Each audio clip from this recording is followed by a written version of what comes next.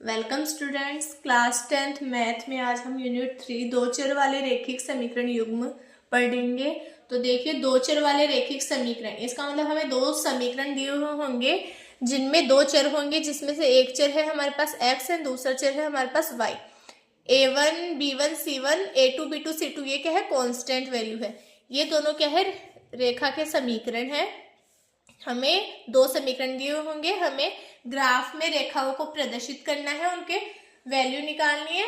ठीक है, तो देखिए, अगर a1 और a2 a1 upon a2 not equal हो b1 अपॉन b2 के, अगर इनके वैल्यू को सोल्व करने पे नॉट इक्वल आए तो ये रेखाएं क्या होती है, प्रतिच्छेद करती है।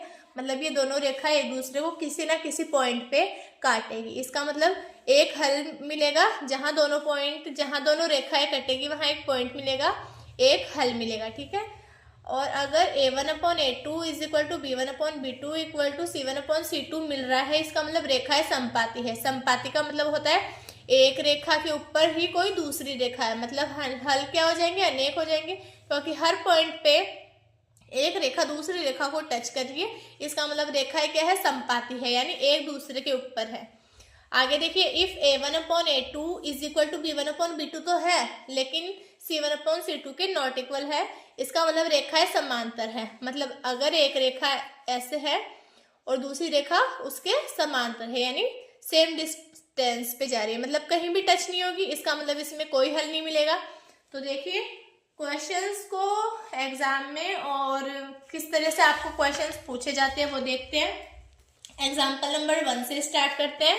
तो देखिए, ग्राफ द्वारा जांच कीजिए कि समीकरण युग्म x plus 3y is equal to 6 and 2x minus 3y is equal to 12 संगत है। यदि ऐसा है तो उन्हें ग्राफ द्वारा हल कीजिए। हमें क्या करना है, इनको हल करना है ग्राफ द्वारा। तो देखिए, x और y की वैल्यू, हम x की वैल्यू या फिर y की वैल्यू, किसी एक की वैल्यू मानेंगे और दूसरे की वैल्यू को हम निकालेंगे। उसके बाद हम इसका क्या बनाएंगे, ग्राफ बनाएंगे। तो देखिए कैसे करेंगे एग्जाम में क्वेश्चंस को। एग्जाम्पल नंबर 1,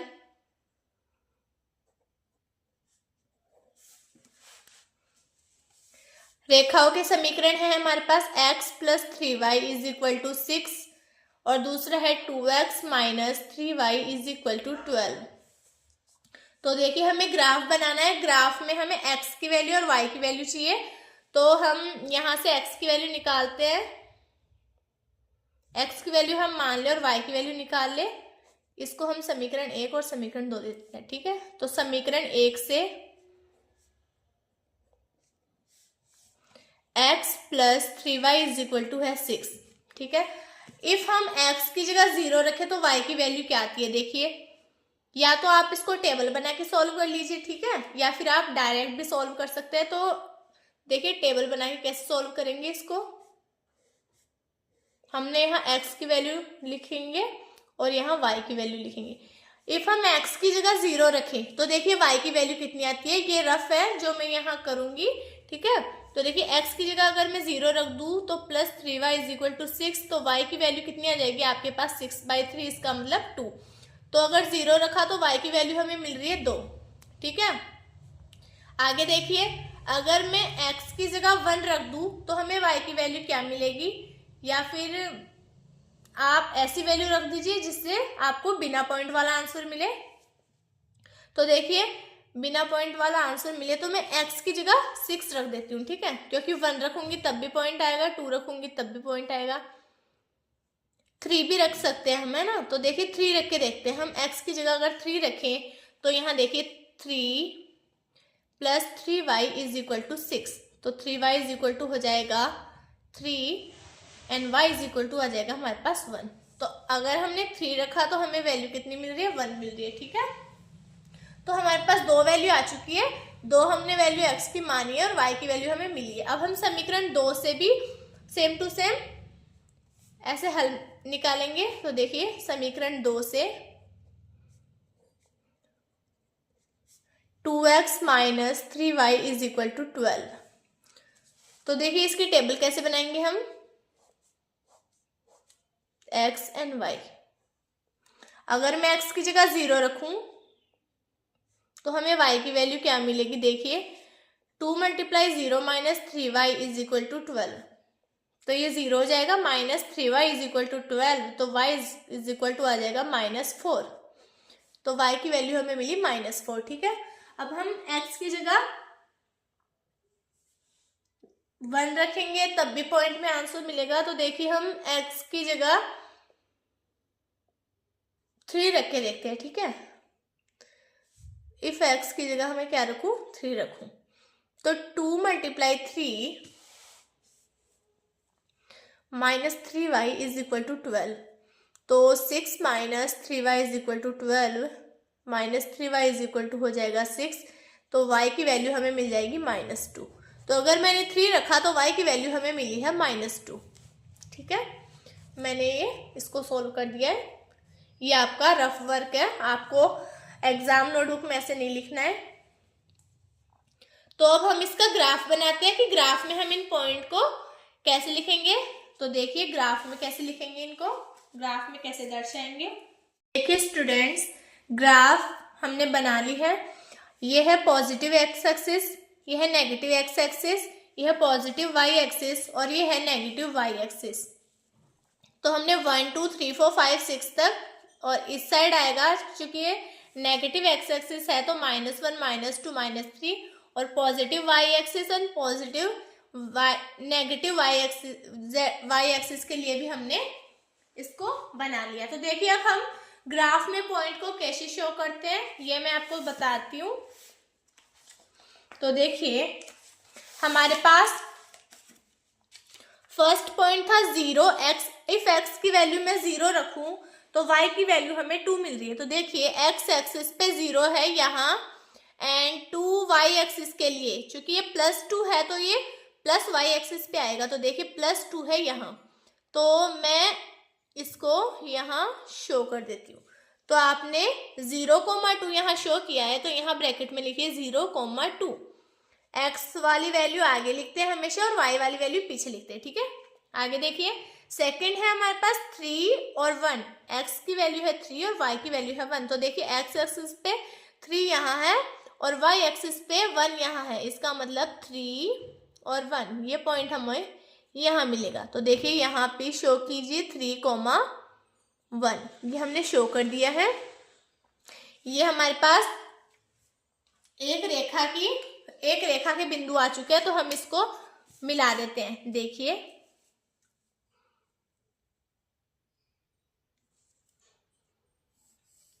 हमने इनको मिला दिया है।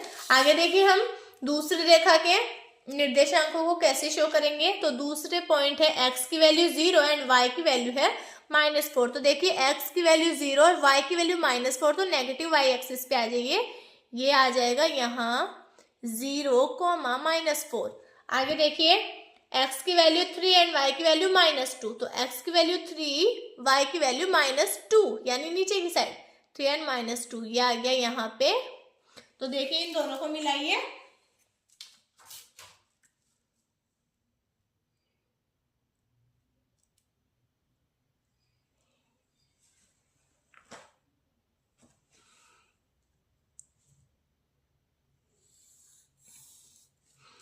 अगर आपने ये ग्राफ सही बनाया होगा तो ये बिल्कुल ऐसा बनेगा। ठीक है, इसका मतलब ये दोनों रेखाएं एक बिंदु पे क्या हो रही है, प्रतिच्छेद कर रही है, मतलब ये संगत रेखाएं हैं। तो आपको ग्राफ ऐसे शो करना है, तो आपको ये समझ आया होगा। अब कोई भी क्वेश्चन ग्राफ का है तो आपको निर्देशांक इसी तरह दर्शाने हैं, और पहले x की वैल्यू देखिए, y की वैल्यू देखिए और निर्देशांकों को यहाँ जरूर लिखिए। ये वैल्यू थी हमारे पास 3,-2। तो आगे देखिए हम एग्जाम्पल नंबर 2 की तरफ चलते हैं। एग्जाम्पल नंबर 2,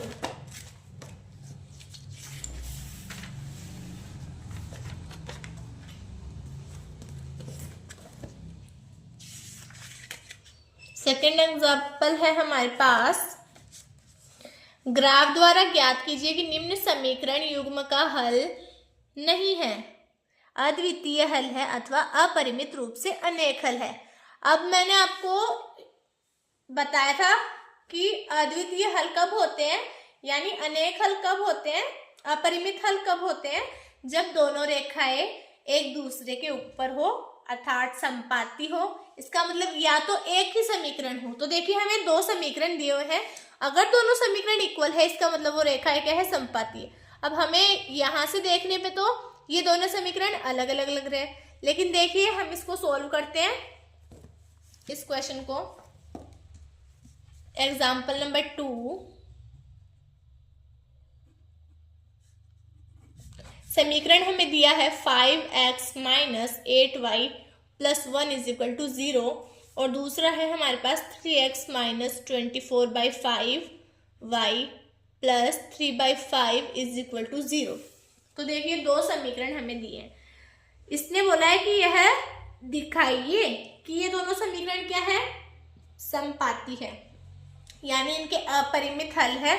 तो देखिए या तो दोनों समीकरण को हम सेम कर दे, ठीक है, या फिर मैंने आपको एक शर्त बताई थी कि a1/a2 is equal to b1/b2 is equal to c1/c2। अगर ये इन दोनों समीकरणों से ये प्रदर्शित हो रहा है, इसका मतलब ये दोनों क्या है, समपाती है, यानी अपरिमित हल हो जाएंगे, ठीक है। तो इससे करके देखते हैं। a1 की वैल्यू है हमारे पास 5, a2 की वैल्यू है हमारे पास 3, b1 की वैल्यू है हमारे पास -8 और b2 की वैल्यू है हमारे पास -24/5। तो देखिए, और c1 की वैल्यू है हमारे पास 1 एंड c2 की वैल्यू है हमारे पास 3/5। अभी आपको ये अलग अलग लग रहे हैं, लेकिन देखिए इनको सोल्व करते हैं।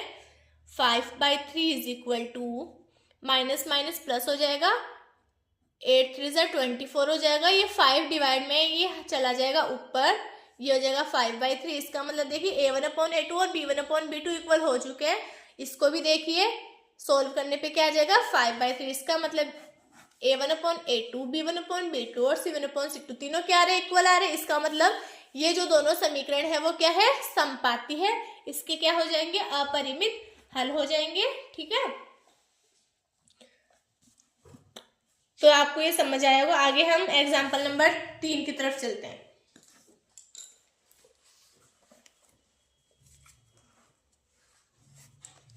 चंपा एक सेल में कुछ पैंट और स्कर्ट खरीदने गई। जब उसकी सहेलियों ने पूछा कि प्रत्येक के कितने नग खरीदे, तो उसने उत्तर दिया, स्कर्ट की संख्या खरीदी गई पैंटों की संख्या की 2 गुनी से 2 कम है। स्कर्ट की संख्या खरीदी गई पैंटों की संख्या की 4 गुनी से भी 4 कम है। यानी इसने स्कर्ट की संख्या बता दी और सहेलियों की यह जानने के लिए सहायता कीजिए कि उसने कितनी पैंट और स्कर्ट खरीदी है। तो देखिए हम इसके बनाएंगे दो समीकरण, जो इसने बोला है हम उसको फॉलो करते हैं। एग्जाम्पल नंबर 3 देखिए, इसने बोला है तो हम पहले मान लेते हैं, इसने स्कर्ट और पैंट बोला है, ठीक है। तो माना है स्कर्ट तो इसने खरीदे हैं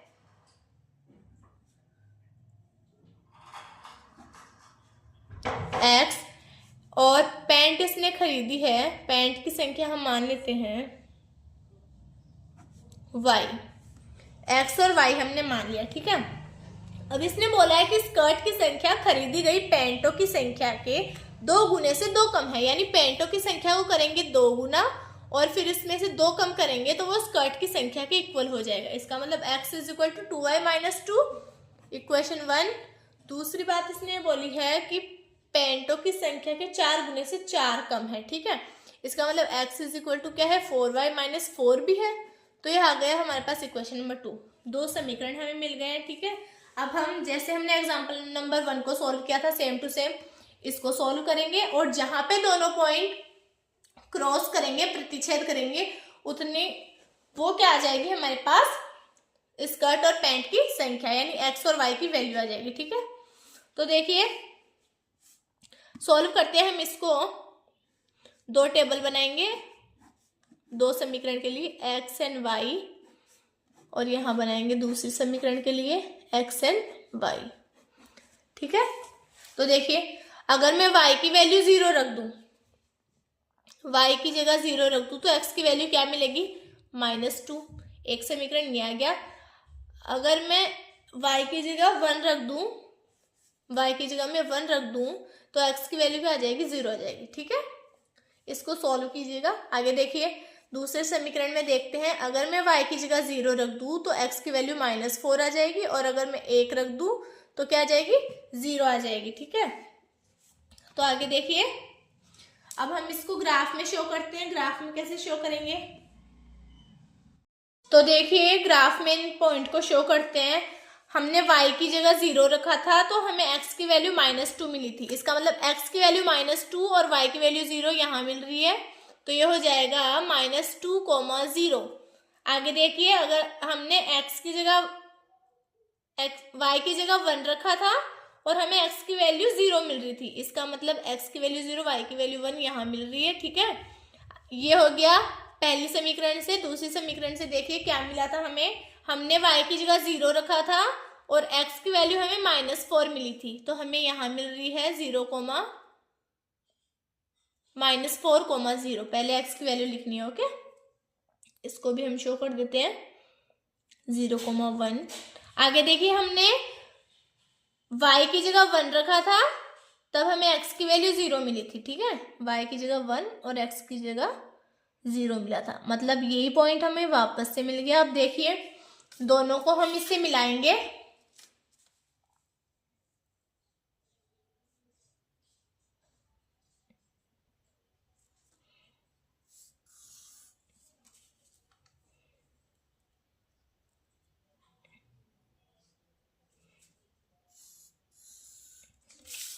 तो देखिए स्टूडेंट्स, दोनों रेखाओं को भी हम यहाँ शो कर देंगे। ये रेखा थी हमारे पास 4y - 4 के लिए और ये वाली थी हमारे पास 2y - 2 = x के लिए। आगे देखिए, तो हमें वैल्यू मिल रही है, x की वैल्यू तो 1, सॉरी x की वैल्यू 0 और y की वैल्यू मिल रही है हमें 1, तो हम यहाँ लिख देंगे, हमें यहाँ से मिल रहा है x की वैल्यू मिल रही है हमारे 0 एंड y की वैल्यू मिल रही है हमारे पास 1।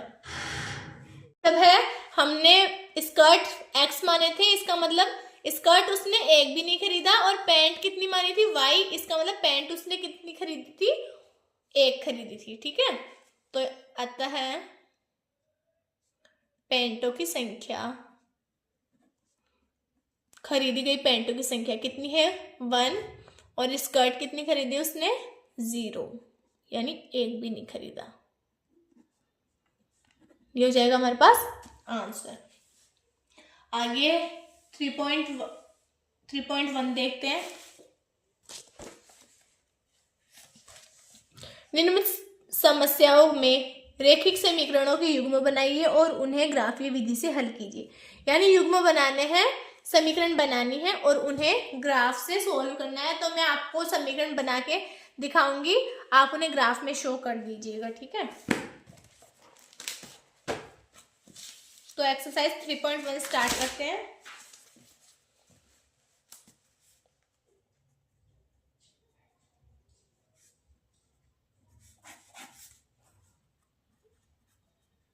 क्वेश्चन नंबर 1 का फर्स्ट,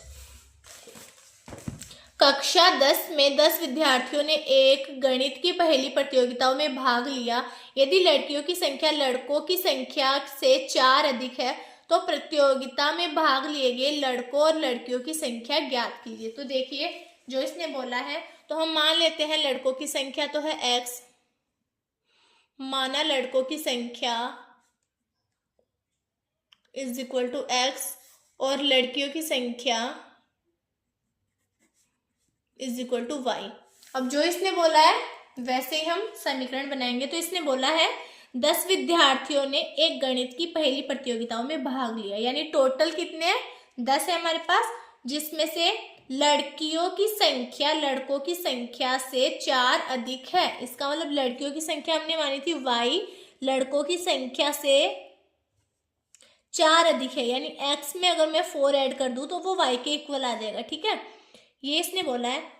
और दूसरी बात इसने बोली है कि लड़कों और लड़कियों की संख्या यानी x + y को ऐड कर दूं तो वो टोटल कितने 10 है। तो हमें 2 समीकरण मिल गई है। ठीक है, दोनों को हम सही कर देते हैं। तो समीकरण 1 लेने पर इसको देखिए y = है x + 4, तो x minus y plus 4 is equal to हो जाएगा 0।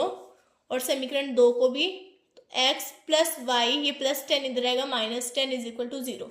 तो हमें समीकरणें मिल चुकी है। रेखिक समीकरण,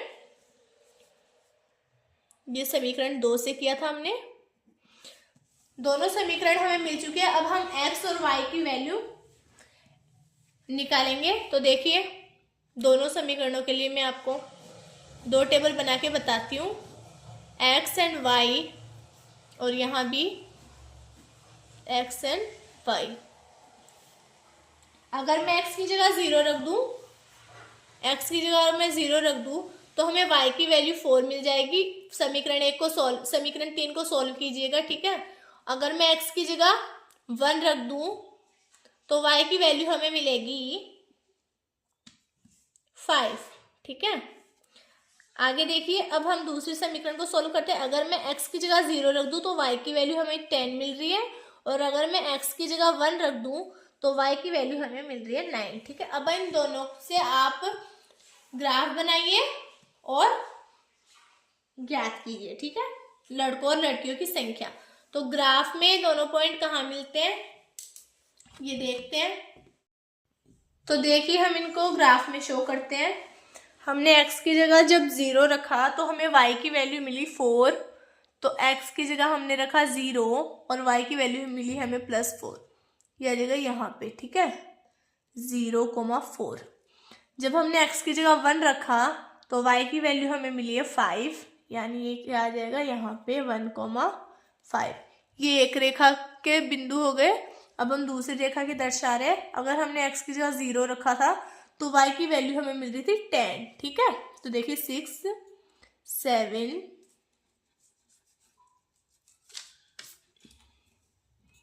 8, यहाँ 9 और यहाँ 10। 0 पे क्या मिल रहा था हमें 10, और 1 रखने पे हमें मिला था कितना 9। ये दूसरी रेखा के समीकरण बिंदु हो गए, ठीक। तो देखिए, हम इनको मिलाते हैं। जिस पॉइंट पे मिलेंगे वही इसकी क्या हो जाएंगे आंसर।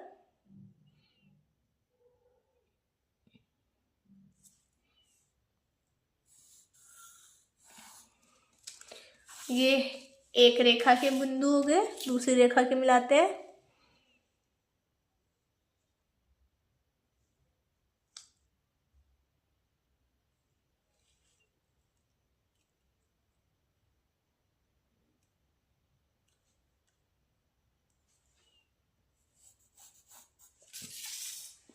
तो देखिए, ये दूसरी रेखा का समीकरण हो गया।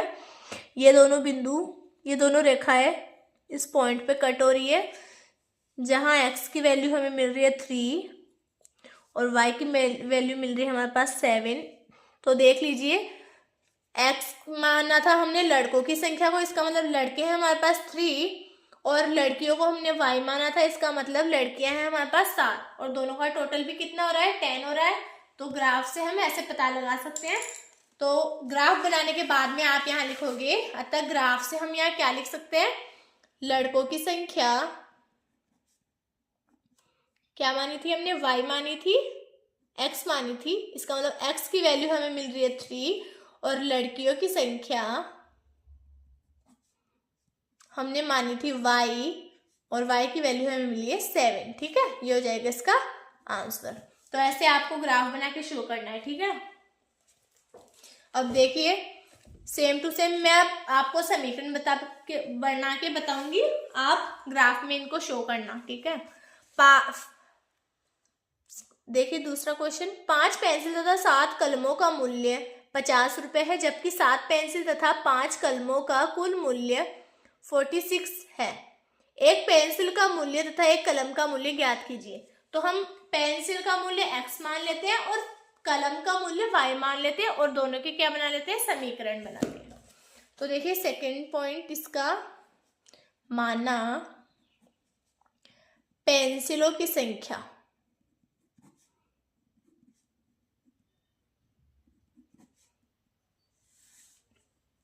हमें दी है, सॉरी है ना, तो हम मानेंगे मूल्य पेंसिलों का मूल्य। मान लिया हमने x रुपीज है और कलम का मूल्य हम मान लेते हैं, कलमों का मूल्य is equal to y rupees, यानी एक कलम का। ठीक है, एक कलम का x मान लिया और एक पेंसिल का x मान लिया और एक कलम का y मान लिया। अब हम देखो समीकरण बनाते हैं। इसने बोला 5 पेंसिल और 7 कलमों का मूल्य, यानी 5 हमारे पास है पेंसिल यानी 5x और 7 है कलम यानी 7y। इन दोनों का टोटल मूल्य मिला के हो रहे हैं 50 रुपीज। तो हमने इज इक्वल टू में रख दिया 50। ये हो गया हमारे पास समीकरण 1। दूसरा देखिए, 7 पेंसिल यानी 7x और 5 कलमों यानी 5y, दोनों का मूल्य कितना हो रहा है 46 रुपीज। ये हमारे पास हो गया समीकरण 2। अब देखिए इन दोनों को सोल्व कीजिए x और y की वैल्यू रख के, क्योंकि हमें इनको ग्राफीय विधि से हल करना है। ठीक है, तो आप x की वैल्यू अपने मन से कुछ भी रख सकते हैं, 0 1 2 3 4 कुछ भी, माइनस वाली वैल्यू भी रख सकते हैं और y की वैल्यू निकालिए। दोनों रेखाएं जहां पे प्रतिच्छेद करेगी वहां x वाला पॉइंट तो होगा पेंसिलों का मूल्य और y वाला पॉइंट होगा कलमों का मूल्य। ठीक है, आप इस क्वेश्चन को करिएगा। समीकरण मैंने आपको बता दिए। आगे देखिए, हम क्वेश्चन नंबर 2 की तरफ चलते हैं। अनुपात a1/a2 b1/b2 और c1/c2 की तुलना कर ज्ञात कीजिए कि निम्न समीकरण युग्म द्वारा निरूपित रेखा एक बिंदु पर प्रतिच्छेद करती है, समांतर है अथवा समपाती है। तो देखिए आगे जो क्वेश्चन दिया हुआ है उसमें हमें इनकी तुलना करनी है और बताना है कि क्या होता है, प्रतिच्छेद करती है रेखा है, समांतर होती है या समपाती होती है। तो देखिए फर्स्ट पॉइंट है इसमें 5x minus 4y plus 8 is equal to 7x minus 6 plus 6y minus 9 is equal to 0। तो देखिए क्वेश्चन नंबर 2 का first 5x minus 4y plus 8 is equal to 0, 7x minus 6y minus 9 is equal to 0। 2 है 7, b1 है minus 4, b2 है minus 6, c1 है 8 और c2 है हमारे पास माइनस 9। तो देखिए a1/a2 निकाले तो 5/7 आ रहा है। ठीक है, b1/b2 निकाले हम तो -4/-6, इसका मतलब 2/3 आ रहा है। ठीक है, और c1/c2 निकाले तो हमारे पास 8/9 आ रहा है। तो आप देखिए ना तो ये दोनों इक्वल है ना ही इसके इक्वल है, इसका मतलब a1/a2 नॉट इक्वल है b1/b2 के। अब मैंने आपको स्टार्टिंग में बताया था कि अगर ये हो रहा है कहीं पे, इसका मतलब दोनों रेखाएं क्या होती है, प्रतिच्छेद होती है। तो हम इस शर्त से लिख सकते हैं अतः दोनों रेखाएं क्या है, प्रतिच्छेद करती है। ठीक है, आगे देखिए सेकंड पॉइंट इसका। सेकंड इसने दिया है 9x plus 3y plus 12 is equal to 0 and 18x plus 6y plus 24 is equal to 0। तो देखिए सेम टू सेम इनको भी ऐसे सोल्व करेंगे।